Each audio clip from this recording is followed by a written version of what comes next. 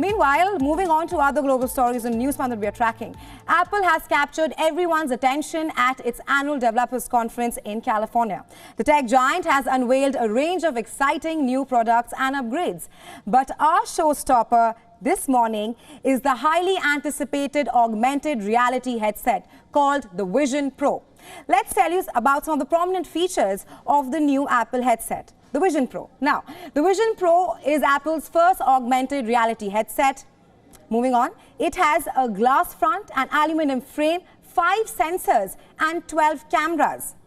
Now, it has a twin 4K display to provide incredible HDR picture quality, which all of us, of course, love.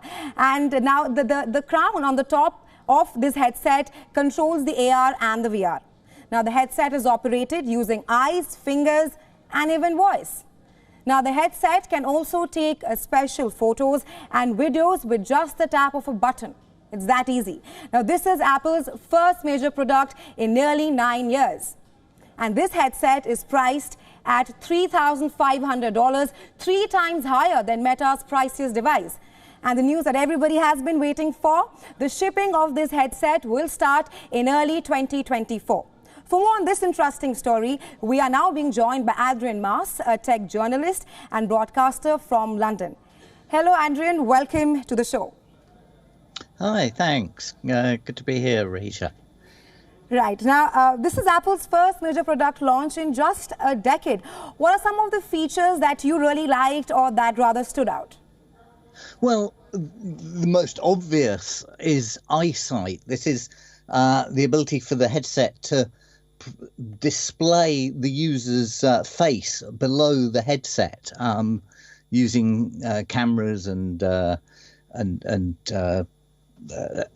depth sensing technology, so that when you can see the outside world, it's obvious because the other people in the room can see your eyes, and when you're immersed in the experience, it sort of puts up a screen, a digital screen that shows your immersed in experience, and if you approach the person, it's supposed to sort of reveal them in the world so you're not cut off. And the idea is that this is the first sort of VR AR headset that can both really effectively, it seems, if it works out, replace physical screens and actually something that you can function in as you move around. That's the claim. We'll see. So far, the reception's been very good by people who have got their hands on it.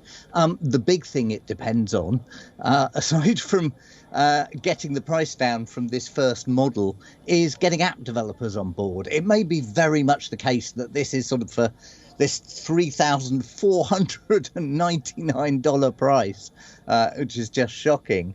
There is scope with producing a slightly less exotic materials and curved glass and carbon fibre and things like this to produce a cheap one. And this may be just there to get the early adopters and people to make apps. And that's what it really, really depends on. It runs iPhone apps and iPad apps, but it needs the games, which it may be hampered by not having controllers, just doing hand tracking.